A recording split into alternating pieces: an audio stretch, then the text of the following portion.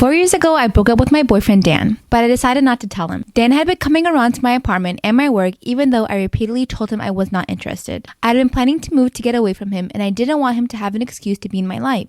So when I moved away, I didn't tell him I was pregnant and I didn't put his name on the birth certificate. Last year when my daughter was 2, I got married and my husband adopted her. Dan and my sister were still friends in high school, and since Dan still lives in my hometown, they occasionally catch up. A week ago, Dan called me and said that he found out through my sister that I'd been pregnant not long after we broke up.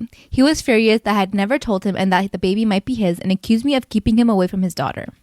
I told my husband and he's furious that I never told him about my daughter's father. He was always under the impression that her father hadn't wanted to be in the picture, and he's been cold to me ever since I told him. I do not ever want Dan around my daughter, and I think I was justified in my decision to protect her from him. But Dan keeps calling and asking to see his daughter, and my husband says I betrayed both him and Dan by lying about it.